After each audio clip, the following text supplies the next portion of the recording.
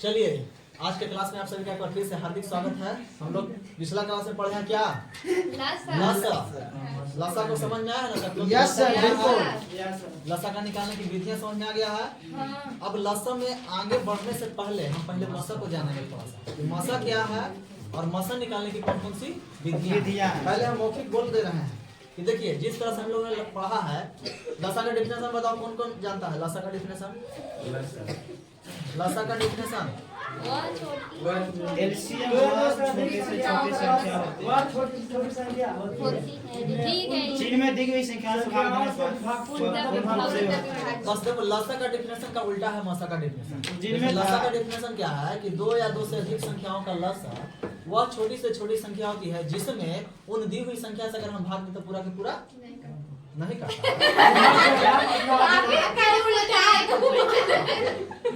जाता है। तो लसा के आगे बोल रहे हैं कि लसा का डेफिनेशन क्या है? दो या दो से अधिक संख्याओं का लसा वह छोटी से छोटी संख्या होती है जिसमें उन दी हुई संख्या से अगर हम भाग दें तो पूरा के पूरा कट जाएगा। लसा है।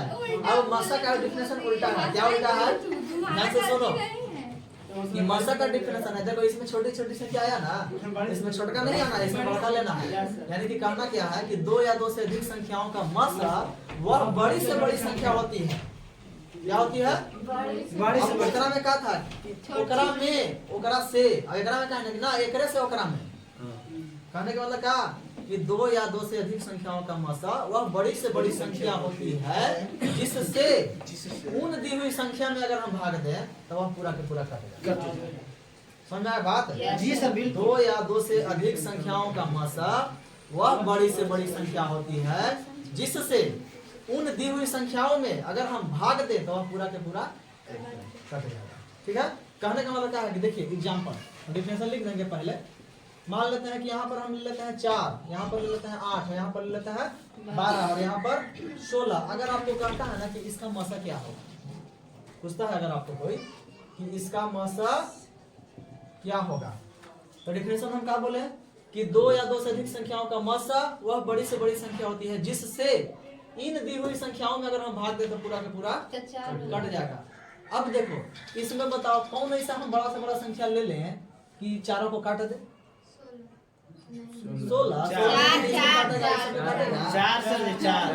4 यानी कि अगर हम 4 ले लेते हैं तो देखो 4 से यहू कट जाएगा, यहू कट जाएगा, यहू कट जाएगा, यहू कट जाएगा।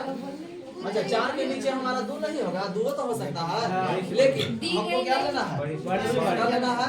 यानी कि आंसर क्या हो जाएगा? 4। अच्छा और देखते हैं, मान लीजिए रहेगा 12, 16, 20, 24। इसका अगर आपको पूछता है कि मसा बताइए कि इसका मसा क्या होगा? 4 होगा। क्या होगा मसा? 4 होगा। मसा क्या हो जाएगा इसका भी? 4 हो जाएगा। देखो अब शॉर्ट में तो यही समझना है तुमको ना कि परिभाषा समझा दिए हम। अब देखो लसा में हम क्या बोले थे तोनी के कि बड़का ले लेना और बड़का का पहाड़ा पड़ जाना, क्योंकि लसा में लघुत्तम समापवर्ग के अपवर्ग के निकालना रहता था। अब महत्तम में होगा कौन चीज? महत्तम समापवर्तक। तो अपवर्त वो अपवर्तक समझा है ना जी? अपवर्तक का मतलब क्या कि कोई संख्या किन संख्याओं से कटता है। जैसे अगर कोई पूछेगा कि 8 के अपवर्तक कोची तो 1 है, 2 है, 4 है, 8 है। समझा दिए ना पहले भी। तो अब इसमें वही बात है कि जब उसमें लसा आता था तो बड़का से लेते थे ना। अब मसा में क्या करना है ना तुमको कि इसमें जो संख्या दे रहेगा ना उसका छोटका ले लेना है। तो सबसे छोटा कौन है? 12। और 12 का जैसे उसमें क्या निकालते थे? अपवर्त निकालते थे ना, इसका अपवर्तक निकालो। तो बताओ 12 का अपवर्तक कौन कौन है? 1, 2, 3, 4, 6, 12। अब इसमें से देखना है कि कौन ऐसा बड़ा संख्या है जो सबको काट दे। यहाँ से शुरू करके देखो 12 से सब कटेगा? नहीं कटेगा। 6 से भी नहीं कटेगा। 6 से ये कटेगा लेकिन इधर में नहीं कटेगा। लेकिन 4 हमारा जो सबसे बड़ा संख्या यही आएगा जो सबको काट दे रहा है। ठीक है? तो कैसे हम डेफिनेशन के आधार पर बहुत आसानी से मसा को निकाल देंगे, समझ में आया? उसमें छोटा संख्या लेना है, उसका अपवर्तक निकाल देना है और जो सबसे बड़ा सबको काट देगा वही मेरा आंसर होगा। तो डेफिनेशन के आधार पर मसा बहुत आसानी से हम निकाल सकते हैं। तो इसका डेफिनेशन लिख देते हैं, डेफिनेशन निकाल देते हैं, लिख देते हैं। तो देखिए इसका डेफिनेशन आपको देखिए आपका मसा का डेफिनेशन हमने लिख दिया कि दो या दो से अधिक संख्याओं का मसा वह बड़ी से बड़ी संख्या होती है जिससे उन दी हुई संख्याओं में भाग दें तो वह पूर्णतः विभक्त हो जाएगी। चलिए मसा का मतलब समझ आ गया ना कुछ? जी सर। महत्तम समापवर्तक। देखिए इसको इंग्लिश में बोलते हैं HCF। कोई बता सकता है कि HCF का full form? Highest common factor. Highest common factor. तो इसको लिख लीजिए हाईएस्ट कॉमन फैक्टर, ठीक है। और देखिए एलसीएम में क्या था? लोवेस्ट कॉमन मल्टीपल था। जी सर। इसका हो गया हाईएस्ट कॉमन फैक्टर। डेफिनेशन समझ में आया? Yes sir.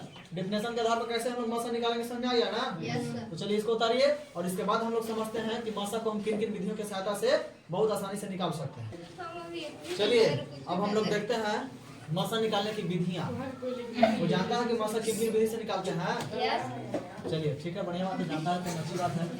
तो देखिए मसा निकालने के मुख्य रूप से ऐसे 3 विधियां हैं, लेकिन एक और विधि है जिस पर भी हम चर्चा करेंगे। तो सबसे पहला हम लेते हैं भाग विधि, ठीक है। भाग विधि से जनरली मसा हम लोग तो निकाल ही लेते हैं, सबको के मालूम होगा भाग विधि। जैसे अगर मान लेते हैं कि हमको निकालना है मसा 8, 12, 16 और 28, इसका अगर हमको मसा निकालना है 8, 12, 16 और 28 का, तो भाग विधि से कैसे निकाल लेंगे मसा? तो इसमें क्या करते हैं हम? सबसे पहले 2 छोटका ले लेते हैं, नहीं जैसे 8 और 12 ले लेते हैं, भागा लगाएंगे हम 8 इकाई 4 आएगा। अब क्या करते हैं? शेष से हम फिर इसमें लगाते हैं, इसमें 8 में 4 से फिर हम 8 में लगाएंगे तो 4 दूनी 8। अब शेष यहाँ 0 बच गया तो 4 आ गया। अगर जब तक शेष 0 नहीं आएगा तब तक हम यही प्रतिक्रिया यहाँ से यहाँ लगाते जाएंगे। लगाते जाएंगे। नहीं जी सर। अब यहाँ पर मसा जो यहाँ पर होता है वही मसा हमारा हो जाएगा। तो मसा यहाँ से कितना? 4। अब यहाँ से जब 4 आ गया मसा तो फिर अगला और एगो बढ़ा लेंगे, कौन है? 16। तो फिर हम 4 और 16 का मसा निकालेंगे, यहाँ से लगा देंगे 4 चौके 16 फिर 4 आया। यहाँ तो शेष 0 आ गया, फिर 4 0 आ गया। तो चलिए कहानी फिर 4 से 28 नहीं आएगा तब तक करते रहेंगे, करते जाना। तो फिर यहाँ भी मसा 4। हाँ। अब 4 से किस में लगाएंगे? 28 में 4 से 4 से 28 4 से 28 मतलब 4 आ के बाद में हमको जाएगा। आ गया। तो इस तरह से हम कह सकते हैं कि जो यहाँ पर होता है वही हमारा मसा होता है। यहाँ पर क्या है? भाजक वाला है, तो इसलिए मसा क्या हो गया? 4। ठीक ना? जैसे बहुत बड़ा बड़ा अगर मान लेते हैं कोई कह देता है कि 143 और 287 का मसा निकालिए, 143 और 287 तो इसका निकालने के लिए क्या करेंगे हम? इसमें भागा देंगे, नहीं कैमरा तो लाएगा 2 में 2 में तो लाएगा कितना? पूरा नहीं कटेगा। 86। फिर एक आ यहाँ पर क्या बचा? एक आ जाएगा मसा एक नहीं 2 में। अब एक शेष बच गया था, 143 में लगाएंगे, 143 बाद में ठीक है। एक आएगा। इसका मतलब यहाँ पर वाला ही तो मसा होता है ना? Yes sir. तो मसा बराबर 1। अब मसा अगर 1 आ गया तो बताओ इसमें कौन सा संख्या होगा? सहभाज्य संख्या। 143 और 287 का मसा चूंकि 1 आ गया इसलिए क्या होगा? सहभाज्य संख्या होगा। नहीं इसी में अगर मान लेते हैं कि अगर और कोई दे देता 543, ठीक है, शुरू में दिया 143 और 287 का मसा, तो वो कहाँ कटेगा? वो एक आ यहाँ दे दिया 543, तो फिर एक में तो यहाँ से अब मसा कोची आ गया, यहाँ तक तो एक आ ही गया। हाँ, फिर एक मसा में हम लगा देंगे, फिर एक आएगा, एक सिंपल है। 43 में लगाएंगे तो फिर पूरा इतना ही बड़ा तो कट जाएगा नहीं। तो ये सब मतलब पता क्या चलेगा कि मसा तो हमारा यानी कि देखो 143, 287 और 543 का मसा कितना? 1। समझ में आया बात? तो थोड़ा सा बड़ा बड़ा क्वेश्चन अगर रहेगा दिले तो उसको हम लोग भाग विधि से भी निकाल सकते हैं, छोटा छोटा तो हम लोग जान ही रहे हैं। तो चलिए इस विधि में कोई दिक्कत है किसी को समझने में? चलिए इसके बाद हम लोग गुणनखंड विधि पर चलते हैं जिस पर कंपटीशन एग्जाम में आपको प्रश्न आता, तो आइए देखते हैं गुणनखंड विधि। चलिए दूसरा विधि देखते हैं, पहला विधि समझा दिए भाग विधि, समझ में आया ना सबके? चलिए दूसरा विधि जिसका नाम क्या है? गुणनखंड विधि, फैक्टर मेथड, ठीक है। लसा को भी निकालने के लिए गुणनखंड विधि से सीखा था ना जी? क्या करते थे उसमें हम लोग?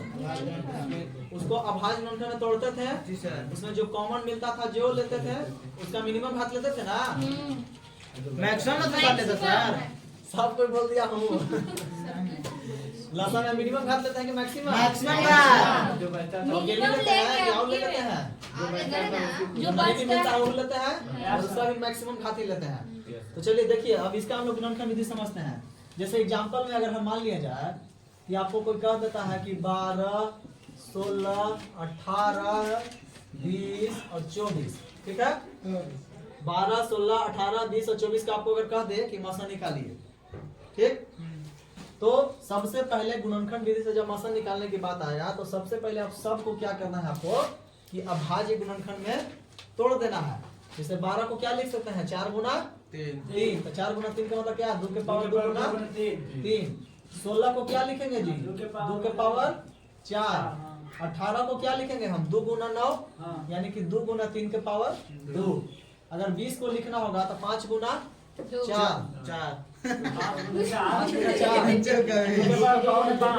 5। अगर 24 को लिखना होगा तो 8 गुना 3, तो 2 के पावर 3 गुना 3, यही ना होगा। यस सर, जॉन मिल रहा था वही होगा। आपको यहाँ पर दे दिया, टूट गया। अब देखिए इस विधि से मौसा जो निकलेगा, जैसे हम लोग लसन में क्या करते थे, कॉमन ले लेते थे और जो मैक्सिमम घात रहता था वो लेते थे, लेकिन मौसा में हम बोले कि उल्टा चलना ही है, इसमें भी कॉमन लेंगे लेकिन और इसके अलावा कुछ न लेंगे। ओकरा में तो जितना मिलता था वो लेते थे, इसमें जब मिलेगा वही लेंगे, ना तो नहीं लेंगे। तो बताओ यहाँ से 2 सब में मिल रहा है, और कोई है जो सब में मिल रहा है? नहीं, जो सब में मिलना चाहिए, ऐसा नहीं कि एगो में मिला एगो में ना। जैसे ये में 3 मिला, में मिल रहा है, ये मेरा, तो ये में भी तो ना है। हमको जब सब में मिलेगा तभी लेंगे इसमें। तो बताओ 2 तो है जो सब में मिल रहा है, और 2 का मिनिमम घात कितना? यहाँ देखो 2 के पावर 1 है, यहाँ 2 है, 3 है, 4 है, तो कौन लेंगे हम? सिर्फ 2 के पावर 1, यानी कि मौसम मेरा कितना हो गया? 2 के पावर 1 बराबर। तो दिक्कत समझ आ गया? चलिए एक एग्जाम्पल और दिखाते हैं, हम मान लेते हैं। एक एग्जाम्पल दे दिया, सुनो यहाँ से 28, 32, 36, 48, ठीक है। 28, 32, 36, 48 पूछेगा कि गुणनखंड विधि से इसका मौसा निकालिए, तो क्या करेंगे हम? पहले 28 को हम अभाज्य गुणनखंड में तोड़ दें, क्या होगा 7 गुना 4, यानी कि 2 के पावर 2 गुना 7। 32 को लिखना होगा तो क्या लिखेंगे, 2 के पावर 5। अगर हमको 36 को लिखना होगा तो क्या लिखेंगे हम, 9 गुना 4, यानी कि 2 के पावर 2 गुना 3 के पावर 2। 48 को अगर हमको लिखना होगा तो क्या लिखेंगे, 16 गुना 3। 16 गुना 3 का मतलब क्या, 2 के पावर 4 गुना 3 के पावर 1। तो आप बताओ यहाँ से मौसा कौन होगा जी? बताओ इसमें सबसे कॉमन मिल रहा कौन? 2 मिल रहा है। 2 का मिनिमम भाग कितना? 2 खाली दिख रहा है। यहाँ 2 के पावर 4 है, यहाँ 2 है, यहाँ 2 के पावर 5 है, 2 के पावर 2 है, कौन है? 2 के पावर 2, 2 के पावर 2, 2 के पावर 2, अरे ये 2 के पावर 2 है, तो 2 के पावर 2 लेंगे, 2 तो लेंगे, लेकिन मिनिमम घात कितना है? 2 के पावर 2 तक है, यानी कि 2 के पावर 2 का मतलब 4 आंसर। इसका मौसा कितना हो गया? 4। अच्छा ये बताओ, डिफिनेशन से इसको निकालेंगे तो बहुत जल्दी निकाल लेंगे, फ्रैक्ट से 28 छोड़ कर लेंगे, उसका अपवर्तक निकाल लेंगे, जो होगा सबसे बड़का काटेगा सबको ले लेंगे, आसानी से हो जाएगा। इससे तो बढ़िया आसान पड़ेगा वो छोटा छोटा के लिए, और बड़ा बड़ा के लिए अगर दिया हुआ रहेगा तो। लेकिन इसको जानना जरूरी है क्योंकि कंपटीशन एग्जाम में इस पर प्रश्न पूछता है। तो बताओ गुणनखंड विधि से मौसा निकालना समझ में आ गया? किसी को कोई दिक्कत? चलिए एक और विधि देखते हैं जिसके आधार पर हम मौसा को बहुत आसानी से निकाल सकते हैं। देखिए अब हम लोग तीसरा विधि समझते हैं। तीसरा विधि का नाम है समुच्चय विधि। क्या नाम है? लौसा भी निकालने के लिए सिखाया था ना इसमें? लौसा भी सीख लिया था ना सर जी? तो देखिए हम लोग इसको भी समझते हैं कि मौसा को कैसे हम समुच्चय विधि से निकाल सकते हैं। जैसे मान लीजिए एग्जाम्पल में अगर आपको सबसे पहले ले लेते हैं कि 12, 16, 18, 24 और 32। सपोज डेट मान लीजिए एग्जाम्पल है मेरे पास 12, 16, 18, 24, 32। इसको हमको निकालना है कि सेट विधि से मौसा निकालना है। तो देखो उसमें भी सेट विधि में क्या करते थे, सब का हम अपवर्तक निकालते थे, इसमें सब का अपवर्तक निकालना है। जैसे 12 का अपवर्तक मतलब क्या जी? 12 कौन कौन से कटेगा? 1, 2, 3, 4, 6, 12। चलिए एक सेट इसका बन गया नहीं। उस प्रकार बताओ 16 का 1 से कटेगा, 2 से कटेगा, 4 से कटेगा, 8 से कटेगा और 16 से कटेगा, यही ना होगा? फिर बताओ 18 के 1 से कटेगा, 2 से कटेगा, 3 से कटेगा, 6 से कटेगा, 9 से कटेगा और है ना। उसके बाद बताओ 24 कौन कौन से कटेगा जी? 1 से, 2 से, 3 से, 4 से, 6 से, 8 से, 12 से और 24 से, है ना। फिर 32 बताओ किससे कटेगा? 1 2 4 फिर 8 और 16 के बाद सीधे 32, यही ना कटेगा। सबका सेट बना दिए ना। अब बताओ जिस तरह से हम लोग उसमें निकालते थे कि कॉमन लेते थे कि कौन कौन एक कॉमन सेट बन रहा है, इसका भी कॉमन सेट हम लेंगे। बताओ इसमें एक सब कौन कौन मिल रहा है, मतलब एक कॉमन सेट हम बनाएंगे अलग। एक सब में मिल रहा है, चलिए फिर बताओ कौन मिल रहा है? दो सब में मिल रहा है। आओ पूछो ना। और बताओ और कोई जो सब में मिलेगा वही ले आएगा, नहीं तो नहीं ले आएगा। बस एक आदमी मिला ना, जब 6 मिल रहा था तो सब में मिलना चाहिए। इसमें है ये नहीं, सब में मिलना चाहिए कि एक में? इसमें भी नहीं है। देख लो तुम ठोट ठटा के एकदम बढ़िया से कि कुछ और है जो सब में मिल रहा है, हाँ? नहीं ना, तो सिर्फ एक आदू। तो अब बताओ जब एक आदू मिला तब याद करो कि लसा वाला में हम सेट बनाते थे, जो सबसे छोटा होता था वो मेरा आंसर होता था। इसमें क्या हो जाएगा? जो सबसे बड़ा रहेगा वो मेरा आंसर होगा। तो बड़ा कौन इसमें? 2, यानी कि मसा बड़ा क्या होगा इसका? 2। तो समझ में आ गया? विधि से भी मसा कैसे निकालेंगे, डिफिनेशन समझ में आ गया। भाग विधि से मसा कैसे निकालेंगे वो समझ में आ गया। गुणनखंड विधि से कैसे निकालेंगे वो समझ में आ गया। और अभी सेट मेथड से कैसे निकालेंगे वो समझ में आ गया।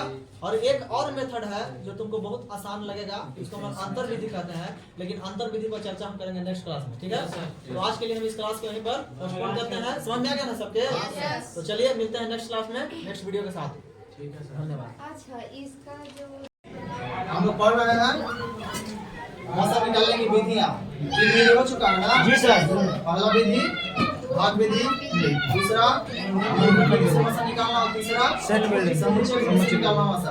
अब हम लोग एक चौथा विधि में जानेंगे कि अंतर विधि की सहायता से मसा को हम कैसे बहुत ही आसानी से निकाल सकते हैं।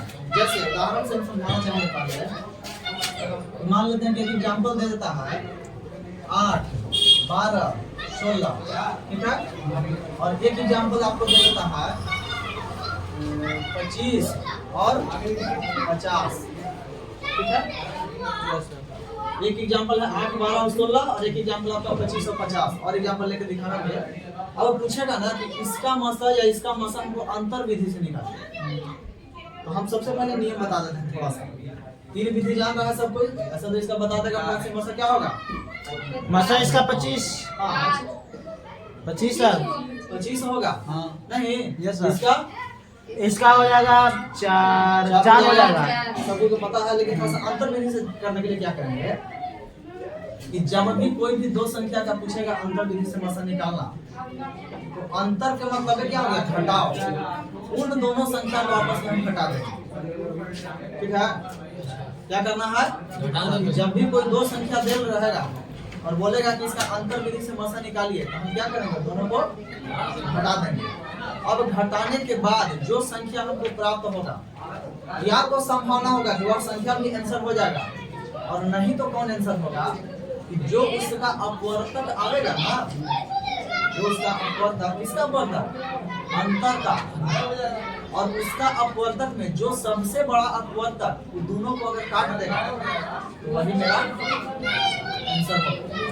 समझा रहा बात? जैसे मान लीजिए अगर कोई कहता है कि 25 और 50 का मसा निकालिए अंतर विधि से, तो सबसे पहले हम क्या बोले कि दोनों का अंतर करना है। अंतर क्या होगा? 25 50 का 25। हम क्या बोले कि या तो आंसर में मेरा यही होगा, और अगर ये नहीं हुआ तो इसका कोई ना कोई अपवर्तक होगा। जैसे मान लेते हैं इसका अपवर्तक कौन कौन होगा?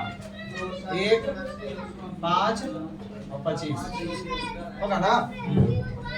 अब सवाल है कि अंतर होगा फिर इसे नहीं लेंगे, तो अंतर कब आंसर होगा? जब जो अंतर होगा इस दोनों को काट देगा, और अगर अंतर इन दोनों को नहीं काटेगा तो फिर उसका कोई अपवर्तक कैंसिल। समझ में आ रहा बात? दोनों का क्या करेंगे हम? सबसे पहले अंतर लेंगे। अंतर। अब अंतर हमारा 25 आ गया, तो मसा का डिफिनेशन से 25 तो दोनों को काट देगा। हाँ, तो मेरा आंसर तो भैया गया ही। लेकिन सपोज कभी ऐसा भी हो सकता है कि जैसे एग्जाम्पल में मान लेते हैं कि आपको दे दिया 8 और 20, ठीक है। 8 और 20 का अंतर विधि से मसा निकाल। तब बताओ ये दोनों का अंतर क्या होगा? अंतर 12 हो गया ना। अब क्या 12 ही दोनों को काट रहा है? नहीं, तो मसा में एक होगा नहीं। तो बोले कि या तो हो भी सकता है, नहीं तो अगर ये नहीं होगा तो फिर कौन होगा? फिर उसका इसका जो अपवर्तक होगा, इसका अपवर्तक कौन कौन 3 हो सकता है, 1 2 3 4 6 और 12। अब बताओ इसमें से कौन सबसे बड़ा होगा जो दोनों में काट देगा? 12 तो नहीं काटा, 4 6 काटेगा नहीं काटा, 4 जब ये दोनों को काट दिया तो इसका मतलब कि मौसा कितना? समझ में आया? कि जब भी कोई दो संख्या दे रहेगा तो उसका कैसे मौसा निकालेंगे? अंतर विधि से। बहुत आसान है। जैसे एक एग्जांपल अगर हम ले लेते हैं कि अगर आपको कोई कहता है कि 306 और 391 का मौसा, एग्जांपल में मान लेते हैं कि यहाँ दे दिया कि 306 और 391 का मौसा। अब देखो कौन सा बड़ा संख्या है? बड़ा संख्या में जो अभी तक 3 मेथड याद रहा था, तीनों में तो हो सकता है लगा कि तीनों में कठिनाई कोशिश हो सकता है, वहां पर अंतर विधि बहुत काम करेगा। हाँ तुरंत एकदम आया शॉर्ट में। अंतर विधि से मसा निकालेंगे तो क्या होगा? इसका अंतर निकालेंगे, अंतर क्या होगा? दोनों का 50 6 और 391 का 85 घटा दो। यहाँ से 6 गया था 5, यहाँ कितना बचेगा? 8 हम से गया था 8, यहाँ पर खत्म हो गया कहानी। अब बताओ 85 आया। अब देख लेना है कि 85 से दोनों कटेगा कि नहीं? 85 से कटेगा। अगर हम 4 बार डालेंगे तो अंश को नहीं कटेगा। क्लियर हो गया कि 85 तो होगा नहीं। तो अब कौन होगा? कहीं ना कहीं एक संपर्तक वाला होगा, यानी अपवर्तक होगा। इसका अपवर्तक कौन कौन हो सकता है? 1 5 होगा, 3 तो नहीं होगा। इसके बाद 17 होगा और 85 होगा। तो 85 तो मेरा आंसर आया नहीं है, नहीं 85 तो आया नहीं है। अब देखो 17 से हम देखेंगे इसको काट करके कि 17 से कट सकता है कि नहीं। अगर 17 से मान लीजिए 306 में देंगे तो 17 का 17 यहाँ 13 17 8 तो 3 से हो जाएगा ना। 17 से कटेगा 17 दूनी 34, 40 में से 34 गया था 5 और एक यहाँ था 17 किया काम। 17 का पढ़ा गया था सबके? जी सर। चाहिए पढ़ा हम पढ़ते हैं, किसी याद है? हमको भी याद है ना? जी सर। ठीक है, 29 का 20 का सब याद रहना चाहिए। सर याद है। तो अब बताओ 17 हमको ऐसा आ गया कि दोनों को काट दिया, काटा ना, तो इसका मतलब है कि मौसम मेरा क्या हो गया जी? 17 मौसम हमारा 17। बताओ तो अंतर विधि कितना महत्वपूर्ण साबित हो रहा है यहाँ पर? उन सबसे भी अच्छा ही हो गया। Yes sir. वो भी बड़ा प्रॉब्लम को आसान बना दिया। नहीं तो अंतर विधि की सहायता से हम मौसम को बहुत आसानी से निकाल सकते हैं, बड़ा प्रॉब्लम को आसानी से बना सकते हैं। अच्छा सपोज जोड़ा दिए को पर सीख लिए 3 को 4 को 5 को भी दे सकता है ना, तो जय को दे, टेंशन नहीं लेना। करना क्या है ना, उसमें जो दो छोटा रहेगा ना उसी का हम अंतर निकालेंगे। जैसे मान लीजिए पूछ दिया कि 8 12 से का मौसम, ठीक, इसमें तो दो छोटा कौन है? 12 और 8। अब ये दोनों का अंतर हम करेंगे 4। हम मलाई बोले हैं कि या तो संभावना है कि अंतर आंसर हो जाएगा, वो नहीं हुआ तो फिर उसका अपवर्तक कैंसिल होगा। बताओ 4 से सब कटेगा कि नहीं? यही मेरा आंसर होगा। लेकिन और कोई एग्जांपल अगर लेके मालिक हम देखते हैं वैसा एग्जांपल, जैसे मान लेते हैं कि 12 18 28 28 और एग्जांपल अगर मान लेते हैं 36 4 गो और इसका मौसम निकालना है। दो छोटा कौन 12 और 18 12 18 का अंतर कितना? 6 अंतर 6। क्या 6 से सब कट रहा है? नहीं। अगर नहीं कटा तो इसका कहीं ना कहीं जो भी अपवर्तक होगा 2 होगा 3 होगा और 6 होगा। अब बताओ 6 तो मेरा हुआ नहीं, अब संभावना यही तीनों में से कोई होगा। 3 भी नहीं होगा, कटेगा नहीं सब नहीं कटेगा। बोल रहे हैं तो पूछो ना 3 से कटेगा? हाँ। ये कटेगा? हाँ। ये कटेगा? नहीं कटा। हाँ 28 नहीं ना कटा। तो तो ये भी मेरा आंसर नहीं हुआ, ये भी नहीं हुआ। आप बताओ दो से सबसे कट जाएगा। ये कटेगा सब कट रहा है ना जी सर। मेरा आंसर कौन? 2। बताओ अंतर विधि सबसे आसान दिख रहा है कि नहीं? तो अंतर विधि से मसा निकालना बहुत ही आसान है, ठीक है। तो चलिए इतना को उतारिए, आगे चलते हैं। देखिए अब हम चलेंगे भिन्न का लसा और भिन्न का मसा निकालने पर। सबको जानता है कि भिन्न का मतलब क्या होता है? जो अंश बटा हर के रूप में हो। नहीं, अगर देखा जाए तो भिन्न होता है क्या? कोई भी अंश बटा हर के रूप में। पहला कौन सा निचलका को हर करते हैं? जैसे मान लेते हैं कोई टॉपिक अगर x बटा y है तो ये हमारा क्या हो गया? अंश हो गया, और ये हमारा क्या हो गया? हर हो गया। भिन्न यही होता है। अब सवाल है कि भिन्न कई प्रकार के होता है, जिस पर बाद में हम चर्चा करेंगे। अब सवाल है कि कई प्रकार के मान लीजिए आपको भिन्न देना है नहीं, जैसे अगर कोई भिन्न दिया है कि x बटा y m बटा n, और अगर दे देता है k बटा l नहीं, और अगर देता है k बटा मान लेते हैं कि 4 प्रकार के भिन्न, ठीक है। और अगर आपको पूछता है कि इन चारों भिन्न का 4 को दे सकता है, 2 को दे सकता है, 3 को भी दे सकता है, 5 को दे सकता है, और अगर आपसे प्रश्न पूछे कि इसका लसा और मसा क्या होगा, ठीक है। 4 को मान लीजिए भिन्न कौन कौन है? x बटा y, m बटा n, k बटा l, p बटा q। इसका आपको पूछना है कि लसा और मसा। अब यहाँ पर आपको जब भी पूछ दे और इसके जब कोई डिफरेंट लेंगे तो आपको सूत्र याद रखना है कि अगर आपको लसा पूछता है कि भिन्न का लसा निकालने के लिए तो जानते हैं लसा को क्या कहते हैं? अंश। तो सब जितना भी पूरा है क्या है? अंश है। नीचे वाला को हर बोलते हैं ना। अंश को इंग्लिश में क्या बोलते हैं?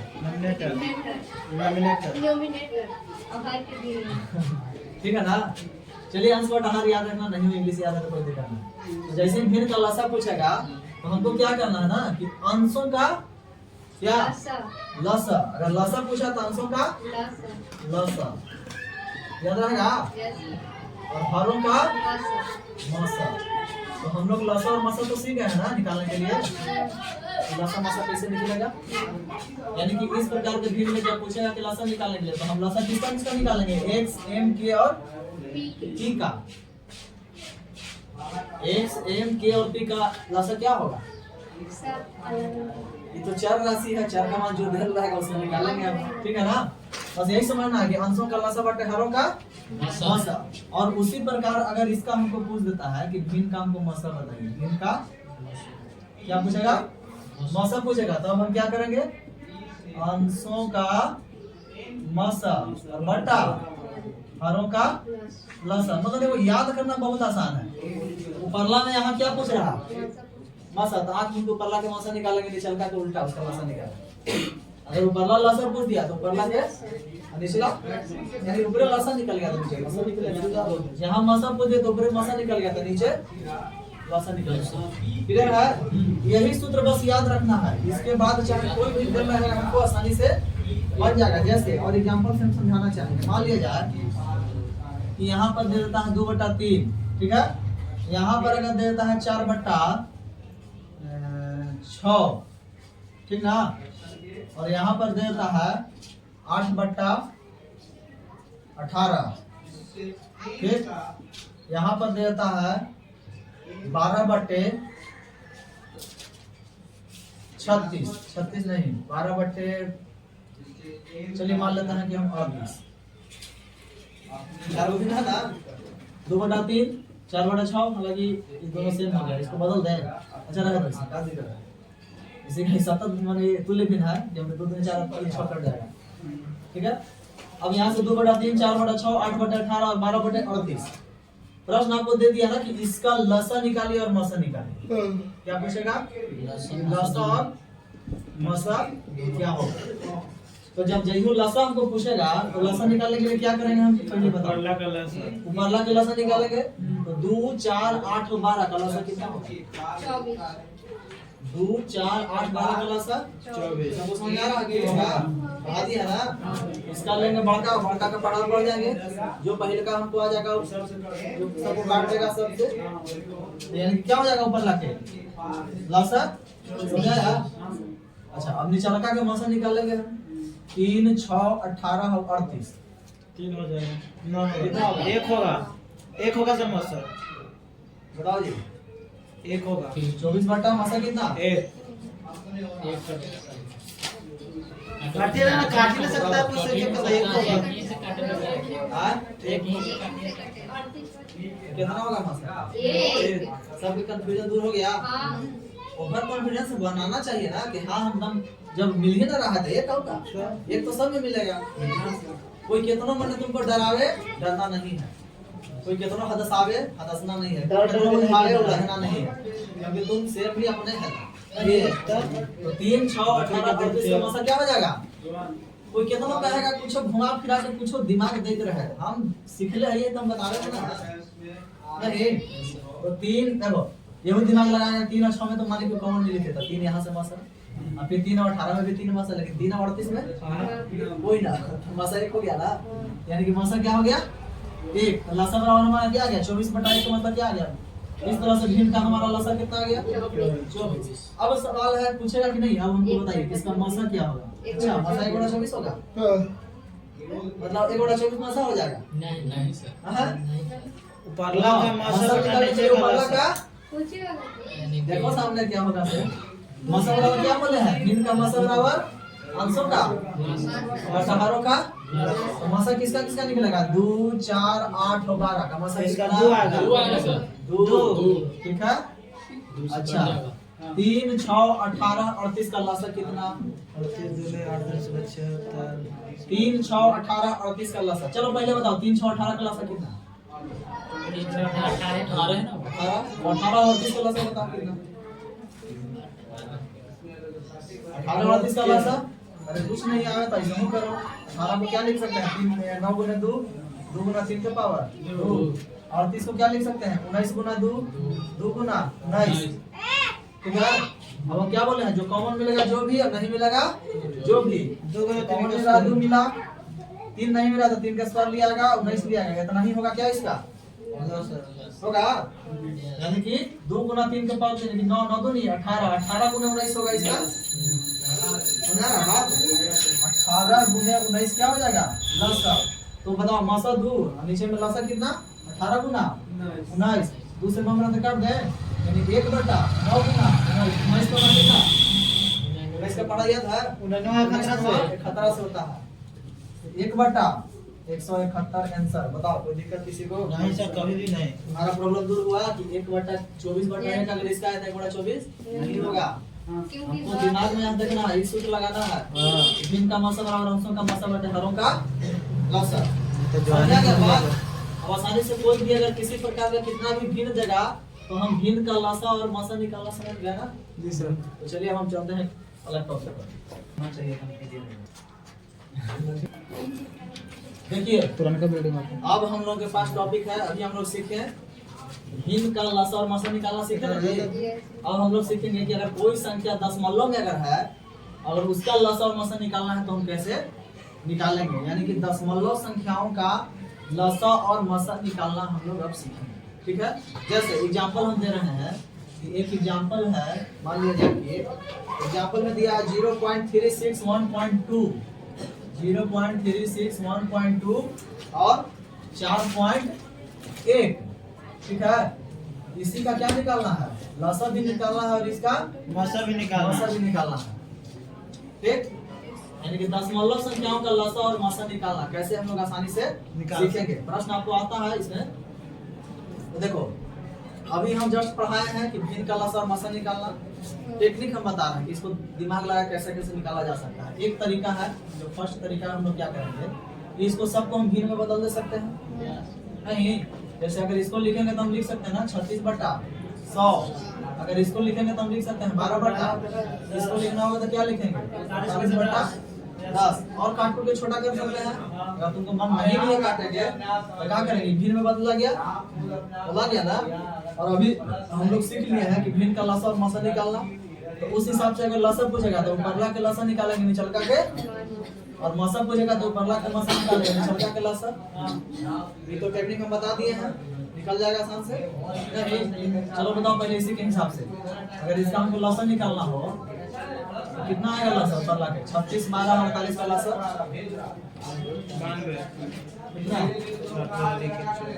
36 12 और 48 चलो ये बताओ 12 और 48 का लसा कितना 48 और 36 और 48 का लसा कितना 72 आएगा बड़का लो बाकी का तो आएगा जब आएगा 12 और 48 का लसा 48 36 और 18 का कितना 36 और 48 का देखो याद है 36 का क्या होगा 4 गुण है 9 तो 2 के पावर 2 गुण है 3 के पावर 2 और 48 का मतलब 16 गुना 3 16 का मतलब 2 के पावर 4 गुना 3 अब बताओ कॉमन कौन मिल रहा है 2 के पावर 4 तो मैक्सिमम आप 2 वाला लेंगे तो 2 के पावर 3 वाला में 3 के पावर 2 3 हमारा आया लासा 2 के पावर 4 का मतलब कितना 16 3 के पावर 2 का मतलब कितना 9 16 ना 44 तो कितना आएगा लासा 144 अब बताओ 100 10 10 का मतलब कितना 10 होगा ना यानी कि आंसर हमारा बट्टा 10 का अगर पॉइंट हटा देंगे तो 14.4 यही आंसर आएगा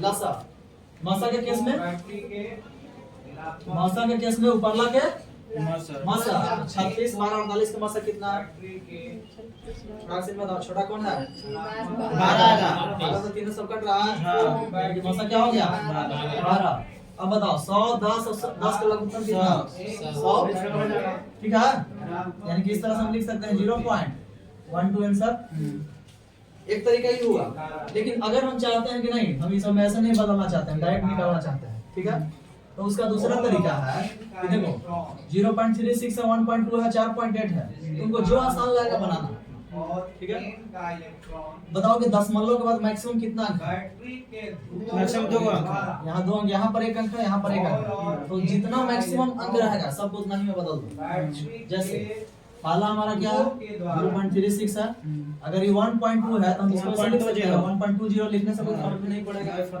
चलिए 4.8 को हम लिख सकते हैं 4.80 कोई दिक्कत नहीं है ठीक है ना अब यानी कि देखो सब दशमलव के बाद 2 अंक हो गया ना अब यहाँ से देखो दिमाग लगाना अगर लसा निकालना है तो सबको होल डिजिट ले लेना है मतलब होल संख्या लेना है यानी कि इसको 36 इसको 120 और इसको 480 समझा ना बात 36 120 और 480 का क्या निकालना है जब लसा पूछेगा तो लसा निकालो तो बताओ 36 120 और 480 का लसा कितना होगा 36 120 और 480 का लसा कितना तो इसका मतलब 1440 हो जाएगा 120 और 480 का लसा कितना ध्यान से देखो 120 और 480 का लघुत्तम हो जाएगा 480 अब 36 और 480 का लघुत्तम निकालना है 1440 देख लो यहाँ से 36 और अगर 480 का निकालना है तो 26 का मतलब कितना 9 गुने 4 9 गुने 4 का मतलब कितना 2 के पावर 2 गुने 3 के पावर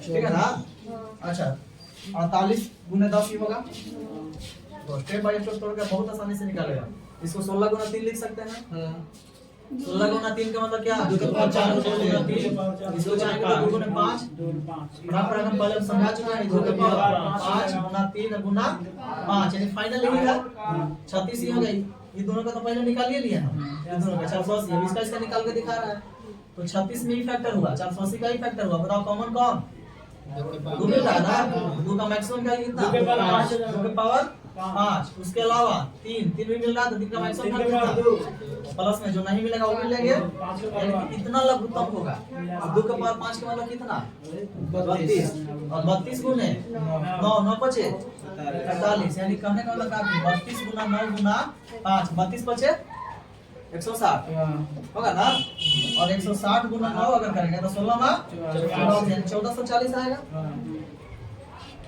देख रहा पहले का चीज समझाया हुआ कितना काम दे रहा है फटाफट दिमाग कैसे लगा देते हैं कैल्कुलेशन आसान बन रहा है तो कहने का मतलब क्या कि सब बोला सा कितना आया 1400 है ना जी अब बताओ पहला स्टेप क्या किए जितना मैक्सिमम दशमलव के बाद था उतना में बदल दिए दूसरा काम क्या किए कि सबको होल लेके लघुत्तम निकाल दिए अब तीसरा काम क्या करता है कि जितना मैक्सिमम हम दशमलव है लेकिन दशमलव के बाद 2 अंक है इधर से 2 अंक में दशमलव बिठा दो मेरा 14.4 मिल रहा है बताओ यहाँ से आया था कितना 14.4 आज समझ में बात है अच्छा चलिए अब इसी का मान लेते हैं कि अगर हमको मासा निकालना है ठीक है इसका 0.36 1.2 और 4.2 का अगर हमको मौसा निकालना है तो वही सेम प्रक्रिया करेंगे। मैक्सिमम देखेंगे क्या 2 अंक है और सबको 2 अंक में बदलेंगे, यानी कि पहला काम यही करेंगे, कर दिए। उसके बाद दूसरा काम भी यही करेंगे, सबको होल लेंगे, यानी कि 36 120 और 480। अब 36 120 और 480 का मौसा निकाला तो कितना होगा 36 120 और 480 का मौसा 36 120 और 480 का मौसा निकालना है। अंकविधि का इस्तेमाल कर लेते हैं। बताओ 36 और 120 का अंतर कितना हटा देंगे, 10 में हो गया था क्या, यहाँ पर हो जाएगा कितना 1 11 में मिल जाता 84 होगा ना। अच्छा 84 से दोनों कटेगा तीनों नहीं कटेगा, तो इसका फैक्टर ले लेंगे हम 1 2 3 और 4 भी होगा। और कौन 6 से कटेगा ये 6, हाँ 6 से भी कट जाएगा, 6 का 6 और 6 से कितना कटेगा 8 से नहीं कटेगा, 9 से नहीं कटेगा, 10 11 12 से कहाँ कटेगा 12 से कटेगा, 7 से भी कटेगा, 12 से भी, इसके बाद 14 से भी नहीं 14 कटेगा ना। अच्छा और कौन कटेगा 14 के बाद सीधे ले ले 42 सीधे लेना 28 के आगे कुछ लगता है कि 28 के कटेगा ना 84 42 में 84 और 21 अब मुझे ये बताना है कि अब इसमें से कौन हम लेंगे जो ये तीनों को काट देगा, जो सबसे बड़ा का 84 तो होगा नहीं, 42 से बताओ कटेगा 36 कहानी खत्म। इसके बाद 28 से बताओ नहीं होगा, 21 पर आ जाओ नहीं कटेगा, 14 पर आ जाओ, 12 पर आ जाओ, 12 आ गया साहब। तो जब 12 हमको आ गया तो मौसा हमको 12 आ गया, किसका किसका 36 120 और 480 का मौसा 12। हम क्या बोलेंगे जो प्रक्रिया उसमें मिली है कि दशमलव का 2 अंक मैक्सिमम है, तो इधर से 2 अंक दशमलव यानी कि अब यहाँ से भी बताओ 0.12 पाएंगे और इसी प्रकार चाहे 3 अंक तक मैक्सिमम जाएगा, 3 को लेकर बता देंगे 4 अंक तक आएगा तो 4 को दिखाएंगे, क्लियर है। तो यहाँ पर दशमलव संख्याओं का लसागु मसा निकालना सीख लिया आसानी से, यस सर। कोई दिक्कत एक मेथड पहले ही भी कर सकते हो, जो आसान रहेगा बनाएगा। तो ठीक है, आज के लिए यही क्लास को हम समाप्त करते हैं।